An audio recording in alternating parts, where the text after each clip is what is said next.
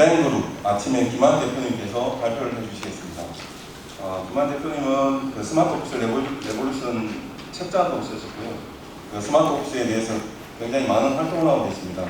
저희들이 이제 사무소 오피스 분들의 이제 어떤 스마트화를 시키기 위해서는 많이 들어보시고 활용하실 수 있는 좋은 유익한 강의가 될 것으로 생각합니다. 디자인 그룹 아침에 김한 대표님을 소개드리겠습니다. 박수로 부탁드리겠습니다. 한 2년 만에 기업 강매가 다시 시작하는 것 같습니다. 여러분도 많이 갔다 오셨지만 저도 개인적으로는 사람들이 많이 그리웠던 시절인 것 같습니다. 제가 스마트 오피스로 책을 한 5권 정도 낸 것 같습니다. 그리고 최근에 코로나 이후의 세상은 어떻게 변화를 할까? 우리의 일하는 모습과 또 4차 산업혁명은 어떻게 바뀔까? 고민을 하면서 코로나 2년 사이에 이제 준비를 해서 교보문고와 책을 이제 발간한 지 얼마 안 된 따끈따끈한 내용들을 가지고 여러분들하고 이야기를 나눌 수 있게 돼서 굉장히 개인적으로는 반갑습니다. 그래서 서점에 보면 있으시고요. 오늘은 제가 한 5권 정도를 준비했습니다. 혹시 궁금한 내용이나 책이 꼭 필요하시다 분들은 손을 들어주시면 5권에 한해서는 제가 제공해 드리는 걸로 하겠습니다. 그래서 여기 제목을 보시면 판이 바뀌는 4차 혁명 시대 스마트 오피스로 새 판을 선점하라, 이렇게 이제 작은 제목이 나오고요. 도대체 판이 어떻게 바뀌고 있는 거지? 우리가 지금 산업혁명을 1차, 2차, 3차를 거치면서 생소하게 질문도 던지시고 또 하는데, 그 내용을 가지고 오늘 여러분들하고 이야기를 나눠볼까 합니다. 보시면 이제 요새 스마트 오피스 트렌드가 사무실이야 도대체 일하는 공간이야 할 정도로 굉장히 다양하고 인테리어 수준도 뛰어납니다. 저희가 했던 현장들이고요. 이게 다 일하는 공간이라고 보시면 될 것 같습니다. 그래서 사무 환경들이 굉장히 많이 바뀌고 있죠. 일하는 공간들이. 보시면 한번 스마트 오피스가 기존의 기업들은 어떻게 바뀌고 있는지 환경들이 잠깐 살펴보고, 그래서 스마트 오피스에 대해서 제가 강연을 하거나 아니면 담당 팀들을 만나면 이야기가 굉장히 분분하세요. 심지어는 저희가 한국 전력 쪽에 프레젠테이션을 했는데 갑자기 하루 만에 이제 심사위원이 오셔서 심사를 하시는데 질문 사항이 상당히 공간을 다루면서 기업 문화를 다뤄야 되는데 계속 IT 시설은 어떻게 되느냐, 첨단 장비가 사무실에 어떻게 구축되냐에 대한 부분을 가지고 굉장히 많은 질문을 하셔서 당황스러웠던 적이 있습니다. 그래서 스마트 오피스 하면 보통 이제 스마트 오피스를 치면 이렇게 검색이 됩니다. 도심에 있는 사무실로 출근하는 대신 원격 근무가 가능하도록 주거지 인근에 마련된 IT 기반의 사무실. 그래서 주로 이 내용을 보고 스마트 오피스는 IT 기반의 사무실이다. 그냥 첨단 장비, IT 기반이 쭉 깔려 있으면 스마트 오피스라고 생각하시는 분 혹시 그냥 재미로 손 한번 들어봐 주시면 정답은 없는데 스마트 오피스는 IT 기반의 사무실이다. 네, 제법 여러분 계시고, 스마트 오피스는 자율자석제다. 이제 기업들이 많이 도입을 해서 내 자리가 없이 자유롭게 막 근무하면서 만드는 곳이다. 자율자석제다. 또 여러분도 계시고, 혹시 뉴요크는 스마트 오피스다? 뉴요크 혹시 아시죠? 이제 굉장히 많이 이슈화되고 있는 공용 오피스로 많은 기업들이 이제 거점 오피스를 많이 활용하는 뉴요크는, 혹시 뉴요크에 대해서 아시는 분 한번 손을 들어주시면, 가보셨거나 들어본 적이 있으시면, 네, 알겠습니다. 또 카페나 커피숍 같은 인테리어가 되어 있다면 스마트 오피스다. 그래서 대략 스마트 오피스에 대한 인식이 이제 기본적으로 이 정도 선에서 이제 사회적으로 진행을 하고 있습니다. 사실 오늘 이제 여러분하고 같이 조금 스마트 오피스에 대한 부분들을 좀 이제 깊은 인식을 한번 가져볼까 합니다. 근데 굉장히 중요한 게 여기 계시는 분들이 다 자녀들이 있으실 것 같아요. 아이들도 있고 또 굉장히 사회적으로 바뀌는 환경 안에서 교육을 어떻게 시켜야 되지, 진로를 어떻게 정해야 되지, 세상은 어떻게 변하는 거야, 뭐 이런 거에 대한 호기심이 굉장히 많으세요. 그래서 오늘 저하고 같이 뭐 강연회라든가 지식에 대한 전달보다는 같이 통찰을 해보는 자리가 됐으면 좋겠습니다. 같이 한번 생각해보고 늘 우리가 지금 알든 모르든 계속 정보가 들어오고 깊게 생각을 안 해도 머리를 한번 스치고 지나가면서 어떻게 변할 거야? 나의 앞으로의 삶은 어떻게 될 것인가? 자녀들은 어떻게 될 것인가? 그리고 어디까지 우리가 미래를 예측할 수 있을까? 이런 거에 대한 고민을 한번 가져보는 자리를 마련해 보겠습니다. 사실 이 질문에 대한 거, why에 대한 부분들은 살면서 놓치지 말아야 될 부분인 것 같습니다. 우리가 그래서 질문의 질이 그 사람의 질이다. 자기가 평상시에 어떤 질문을 가지고 있고 자기 자신한테 어떤 질문을 하느냐에 따라서 그리고 그 질문의 사색의 정도, 답을 찾고자 하는 열망에 따라서 그 사람의 앞으로의 질이라든가 또 여러 가지 것들이 바뀔 수 있을 것 같아요. 그래서 질문하는 기술이라는 책도 요새 많이 나오더라고요. 실제로 보면 이게 질문이 꼭 기술이 필요한가 하는데 서점에 가셔서 혹시 올바른 질문을 던질 수 있는 방법, 내가 삶에 대한 질문을 던지는 방법은 어떻게 될까? 왜냐하면 저희가 지금 이런 스마트폰이나 컴퓨터에 굉장히 익숙한 시대인데 거기에 어떤 질문을 던지느냐에 따라서 답은 늘 다른 답으로 나오기 시작하거든요. 우리 삶에서도 그렇지 않나 싶습니다. 그래서 저는 좀 약간 사담적으로 좀 말씀을 좀 잠깐 드리려면 그러니까 개인적으로는 그냥 제가 이제 성당을 다니는데 어렸을 때 무슨 생각을 했는지 이런 생각을 했어요. 만약에 하나님이 저한테 능력을 주신다 그러면 나는 어떤 능력을 갖고 싶을까? 굉장히 힘이 센 어떤 삼손 같은 능력을 갖고 싶은 걸까? 그래서 성경의 내용들을 곰곰이 생각해 봤는데 그래도 찾다 지혜를 줬으면 좋겠다. 그래서 기도할 때마다 고등학교 시절에 들었습니다. 기도할 때마다 제목이 저에게 지혜를 좀 주십시오. 그래서 그 지혜를 얻는 방법이 뭘까? 굉장히 고민을 많이 했던 기억이 있습니다. 도대체 지혜는 어떻게 되는 거지? 지혜라는 게 뭘까? 지식하고 어떤 차이가 있을까? 굉장히 오랫동안 사색을 했던 기억이 있어요. 거기에 대한 질문도 찾아 헤맸고 심지어는 시골에 있는 노인인데도 불구하고 대학을 나오거나 그렇지 않은데 굉장히 지혜로운 분들을 우리는 만날 수가 있습니다. 우리 선조 중에서도. 근데 오히려 굉장히 학식이 높고 많이 배웠는데도 지혜롭지 않은 분들을 우리는 많이 경험을 합니다. 우리의 옆에 있는 상사분이나 또 우리의 어떤 근처에 있는 분들도 보면 이 도대체 지혜는 뭐야? 그래서 우연히 제가 멘토처럼 여기신 분한테 질문을 도대체 어떻게 이렇게 지혜로울 수 있냐고 여쭤봤던 적이 있어요. 근데 대답을 안 해주셔. 한 번은 그냥 고생을 하면 된다. 그래서 고생을 하면 지혜로워져? 그럼 어떤 맞는 것 같기도 하고 제 머리로는 이해가 안 되더라고요. 그래서 그러니까 한 번은 사정을 해서 90대점을 아주 던하게 하고 진지하게 물었죠. 나는 어렸을 때 고민이 많았다. 그래서 기도 제목도 지혜를 어떻게 얻는 거였느냐. 그래서 그분이 조심스럽게 좀 어려운 얘기를 하시더라고요. 무슨 얘기를 저한테 해주셨냐면 그 몇 문장이 제 인생을 조금씩 바꾸기 시작했습니다.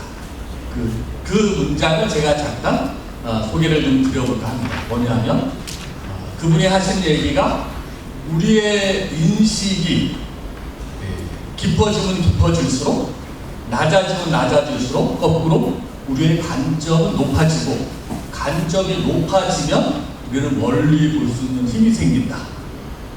그래서 인식을 깊이하면 깊이할수록 낮아지면 낮아질수록이라는 단어가 처음에는 어떻게 생각할 때 곱씹어서 낮아진다는 게 뭐지, 깊어진다는 게 뭐지를 고민을 하기 시작했어요. A병은 지랄 맞아. 뭐 B형은 뭐 나쁜 남자야. 뭐 이런 것처럼 혈액형에 대한 부분들이 그 피해에 대한 부분을 가지고 좀 깊이 인식을 깊어지면 깊어질수록 어떻게 될까? 훨씬 더 얼마 전에 제가 한 달 전에 혈액 검사를 받았는데 혈액으로 굉장히 많은 건강을 체크할 수 있는 시스템이 되어 있더라고요. 혈액 검사를 하고 해서 종합 검사를 하고 해서 근데 그거를 보는 전문가들 인식이 깊고 공부를 그 분야에 굉장히 깊은 분들은 어떤 혈액에 대한 관점을 놓고 혈액만 봐도 이 사람의 건강이 어떤지를 통찰할 수 있지 않을까 한 분야에 대해서 깊어지면 그래서 인식이 깊어지면 질수록 낮아질수록 우리의 관점은 높아지고 관점이 높아져야 멀리 볼 수 있어야 지혜로울 수 있다 이런 생각을 또 했던 계기가 될 것 같습니다. 그래서 우리 지혜를 얻는 방법을 그렇다. 그래서 사실 이 스마트 오피스에 대한 것들도 저희가 한 10 몇 년 전부터 이제 고민을 했던 것 같아요. 우연히 고민했던 이유는 출퇴근을 하는데 3시간씩 버리고 퇴근하는데도 한 2-3시간씩 버리면서 5시간을 낭비하면서 회사에 근무하고 삶의 질이 떨어지는데 이것이 재택근무로 돌아가서 집에서 일하면서 할 수 있는 세상이 오지 않을까 고민했습니다. 그게 스마트폰하고 연결되어서 지금은 리모트 워크라는 것, 재택근무를 많이 경험해 보셨고 우리는 그런 시대를 이제 앞두고 있다고 보시면 될 것 같아요. 그래서 철학적인 얘기를 하시지만 한 번 더 이거 굉장히 또 중요한 질문을 하나 저는 또 하게 됐어요. 스마트 오피스에 대한 얘기를 하지만 어쩌면 연관이 되어 있는 이야기일 수 있어가지고 저는 그래서 무슨 또 질문을 가지기 시작했냐면 존재에 대한 질문. 그건 뭐냐면 나는 누구지? 그래서 나는 누구인가에 대한 질문을 했던 것 같아요. 그래서 나는 누굴까? 그래서 고민을 했습니다. 그래서 인도에 있는 마하리시라는 분의 책을 이제 보면서 내가 아닌 것들을 다 걷어내기 시작하니까 좀 답을 그러니까 좀 이 얘기를 하면 한참 기니까 결론적으로는 의식, 인식, 자기를 바라보는 자아의식에 대한 부분들이 발달될 때 자기를 어떤 이렇게 존재에 대한 부분을 찾아낼 수 있다는 어떤 그런 얘기를 좀 하게 된 것 같습니다. 그래서 어쨌든 올바른 질문을 던질 때 질문에 대한 부분을 찾을 있다 그래서 스마트 오피스에 대한 질문을 일단 던졌고 거기에 대한 것들을 여러분들에게 나눠볼까 합니다. 그래서 스마트 오피스는 보시면 여기 4가지 스마트 오피스의 사부면이 있습니다. 첫 번째, 왜 해야 되지? 그리고 어떻게 하지? 그리고 공간은 어떻게 작용을 하지? 그리고 그곳에서 무엇을 할 것인지 스마트 오피스, 휴먼 이노베이션, 즉 사람의 생각이 바뀌어야지 인식이 바뀌어야지 스마트 오피스는 바뀐다. 이 부분에 대해서 여러분들하고 좀 나누고 싶고요. 그러면 숲을 나와서 숲 밖에서 4차 산업혁명은 왜 지금 도래했고 또 어떤 현상이 일어나는지에 대한 부분들을 좀 같이 이야기를 좀 나눠보고 싶습니다. 그래서 보시면 이제 포물선 하나가 그려져 있고요. 우리는 1차 산업혁명 대량 생산을 책을 통해서 2차 산업혁명 전문 지식과 어떤 그런 걸 4차 산업 전공화혁명을 거쳐서 지금 4차 산업혁명을 좀 시작을 했다 그러고 내다보고 있습니다. 그러면 산술 경제 시대라고 우리는 알고 있죠. 즉 예측이 가능한 시대를 살았습니다. 그리고 기업도 또 한 100년 정도 돼야지 무엇인가 좀 전통이 있고 기업이 잘 성장하는 시대를 살아왔습니다. 그리고 이 산업주의, 그러니까 산업혁명이 만들었던 자본주의가 굉장히 발달이 됐었죠. 자본주의. 그러니까 자본주의라는 건 얼마 전에 제가 그 다큐멘터리에서 보니까 자본주의는 이론상 200년 탄생한 지 200년이면 망해야 된다고 그러더라고요. 왜? 200년 동안 성장을 계속하면서 제로가 성장이 멈춰버리는 순간 자본주의는 붕괴가 됐다. 그런데도 자본주의가 200년이 흘렀는데도 붕괴될 생각을 안 하고 지금도 무엇인가 새로운 방법을 찾아나가고 있다고 봅니다. 그래서 자본주의가 도래를 하면서 우리나라도 피해를 봤었죠. 자본주의가 성장하는 과정 중에 자원을 확대하느라고 제국주의가 발달을 했었고 제국주의의 열강의 그 어떤 그 틈바구니에서 우리는 36년이라는 굴욕을 겪었었죠. 그리고 이제 3차 산업혁명이 끝나면서 가고 있습니다. 근데 여전히 자본주의는 멸망을 하지 않고 새로운 도약을 했죠. 그리고 영국과 많은 대륙들이 제국주의라는 명목으로 식민지를 통해서 오히려 성장을 하는, 그리고 또 산업사회의 원동력을 만들어냈던 시절을 겪었습니다. 근데 지금 제가 산업사회에 대한 부분을 이제 가만히 고민을 해보시면, 산업사회가 막 출발하면서 도시가 형성이 될 때, 농경사회를 거쳐서 도시가 형성이 될 때 어떤 현상이 있었냐면, 도심에는 굉장히 많은 건물들이 들어서기 시작했어요. 건물들이 들어서면서 가장 각광을 받던 직업 중에 하나가, 저도 이제 강원도 강릉에 있는 사람인데 고향이, 거기에 지역 유지 중에 한 분이 어느 분이었냐면, 그 당시 어린 시절에도 건축사가 굉장히 유지였습니다. 그 당시에 보면 건축사라는 직업을 가지신 분들이 이렇게 굉장히 유지 대우를 받았었죠. 산업사회에서 도시들의 건축물들이 막 올라서면서 굉장히 많이 필요로 했던 인재들입니다. 근데 건축사를 1년에 1000명, 많은 때는 한 2000명씩 뽑았어요. 매년. 그러면서 어느 순간에 포화 상태가 되고 집을 다 들어서니까 그분들이 지금은 건축사 자격증을 가지신데도 불구하고 장롱 면허를 가진 분이 되게 많아요. SC고 공부했는데도 불구하고 별로 도움이 안 되는, 따는데도 이런 사회를 맞이하고 있습니다. 그거는 뭐 그럴 수도 있지 하는데, 사실 산업사회가 만들어 놓은 이 마지막 레드오션과 블루오션이라는 얘기를 아마 많이 들으셨을 겁니다. 어떻게 하면 블루오션 사업을 할 것인가. 레드오션은 안 돼. 경쟁이 너무 치열해. 힘들어. 새로운 어떤 거를 가져야 돼. 그래서 레드오션 말고 블루오션 사업을 많이 찾는데, 사실 도시를 봐도 치과 병동이 건물마다 하나씩 다 있는 것 같아요. 제가 인테리어를 하니까 치과 하시는 원장님들이 개업하고 나서 1년도 못 버티시고 관두면서 도산하시는 병원들을 지금 굉장히 많이 보고 있습니다. 사실 근데 전반적으로 보면 산업사회가 만들어내는 전문직들에 대한 부분, 치과도 한동안은 우리 아주 어린 조카가 치규공사가 돈을 많이 번다 그래서 치규공 기술을 막 배웠는데 졸업하고 끝날 시점에 3D 뭘 한다고 그래서 없어져 버렸어요. 그러니까 이런 이제 마지막 3차 산업혁명이 끝나는 시점에 우리는 놓여 있고, 지금 계속 성장을 할 거라고 보지는 않습니다. 그리고 우리의 어떻든 자본주의의 마지막, 우리는 많은 혼란을 겪고 있고, 100년 기업들이라고 하는 기업들이 속수무책으로 많이 무너지고 있는 것들을 아마 여러분들도 경험하고 계실 겁니다. 그러면 우리는 어떤 대안을 찾아야 될까? 기업은 어떤 방향으로 가야 될까? 함께 한번 통찰력을 가져보면 좋겠습니다. 그래서 저희가 앞에 녹색선은 3차 산업혁명이 가면서 변곡적으로 만들어냈고, 지금 새로운 이제 이렇게 분홍색 곡선이 만들어졌는데, 이거는 이제 4차 산업혁명을 1차, 2차, 3차 산업 녹색 곡선하고 연결시켜서 같이 생각하시면 해법이 안 나오십니다. 보시면. 근데 새로운 패러다임이 필요한 시점이 분명히 도래된 거는 맞을 것 같거든요.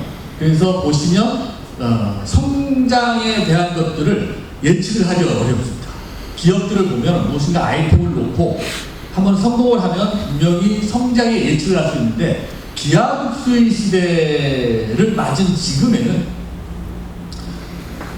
어느 순간에 카카오 얘기를 들으니까, 카카오톡에서 우리는 아무렇지도 않게 서로 메신저를 주고받으면서 그냥 통신수단으로만 사용했던 것이 몇 년 안 걸렸습니다.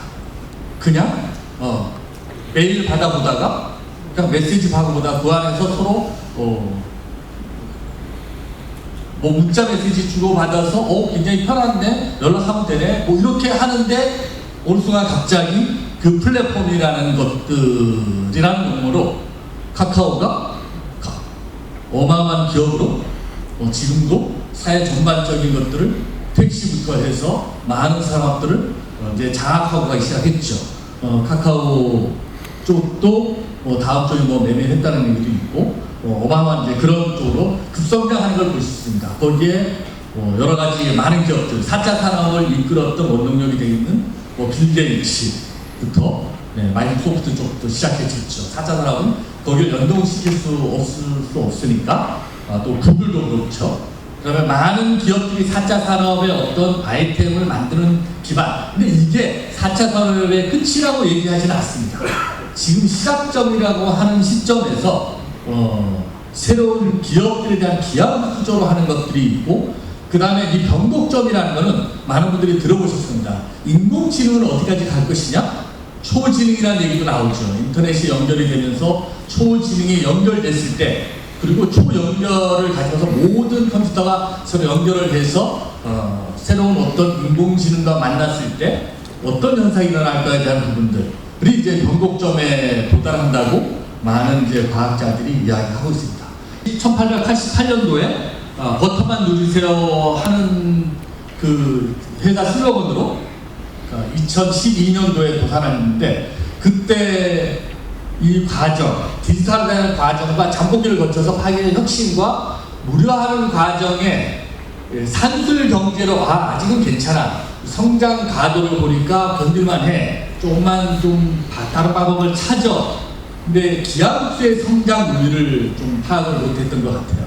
그러면서 또 결국은 지금을 보시면 카메라를 굳이 자기 돈을 주고 어마어마한 그 화소수를 가진 기능을 사시는 분은 아마 거의 없었습니다. 특별하게 어떤 필요에 의해서 사진 작가거나 어떤 개인적인 어떤 그런 취향이 있어서 하시는 분 외에는 대부분. 근데 그거를 돈을 내고 카메라를 사시진 않잖아요. 여기에 보면 제가 보건데 이 산업이 발달되면서 이 무료화 과정을 거쳤던 그 상품들이 되게 많았던 것 같아요. 빠른 속도로. 저도 그 브리테니커 백과사전이라고 굉장히 세계적인 사전이 있었습니다. 대략 고등학교를 졸업하고 대학을 가서 회사에 취업을 했던 친구 중에 하나가 브리테니커 한국지사에 들어가서 저를 찾아와서 브리테니커 사전은 필요하니까 집에 꼭 사두셔야 됩니다 하고 굉장히 어필을 많이 했던 친구 있어요. 굉장히 비싼 어떤 그런 백과사전인데, 지금은 그런 백과사전도 없어지고 다 여기 다 들어가 있죠. 심지어는 그 MP3라고 마이마이라고 고등학교 시절에 보면 꼭 그 하나씩 차고 다니면서 추억을 만들었던 그런 MP3도 이제 없어졌고. 근데 이런 이제 이 과정에 대한 부분들이 이제 기업들이 이제 무시를 하고 없어졌습니다. 그래서 코닥도 또 그렇게 없어지는 제법 많죠. 보시면 그다음에 보시면 그래서 그러니까 스마트 피플들은라고 하는 분을 보시면 보통 이제 빌 게이츠, 마이크로소프트의 빌 게이츠, 스티브 잡스, 애플, 보면 구글을 창업했던 빌 게이츠, 또 이런 사람들의 특징을 다 살펴보면 그 사람들은 미래를 볼 수 있는 통찰력이 있었고 또 비전이 있었습니다. 통찰력, 비전. 그 사람들도 굉장히 개인적인 성향을 보면 굉장히 자유로웠던, 자율성, 누구한테 간섭을 받기를 좀 싫어하고 자기 독자적으로 무엇인가를 막 해결해 나가는 자유로웠던 영혼들 같습니다. 자유롭고 또 상상력이 굉장히 뛰어났던 인물들. 그러니까 스마트 피플, 지금도 이제 이런 이제 그 MZ 시대들이 가지는 특징 중에 뛰어난 개들은 이런 것들만 가지고 있죠. 그리고 몰입의 능력이 굉장히 뛰어났던 것 같습니다. 그 사람들의 특징은 내가 일하는 시간이 정해져서 2시간만 일하고 말고 아니고 자기가 좋아했던 일, 상상력에서 무엇인가 머릿속에 그렸던 일이라면 몇 시간 며칠이고 그것이 돌입할 때는 몰입을 해서 성과를 내는 그런 이제 그 성향을 가지고 있었던 것 같습니다. 그래서 스마트 오피스 보시면 스마트 피플, 스마트 문화, 스마트 오피스, 스마트 워크가 어떤 연관인지에 대한 부분들을 말씀을 좀 드리려고, 왜 스마트 오피스를 해야 되는지에 대한 것들을 좀 말씀드리고 있고요.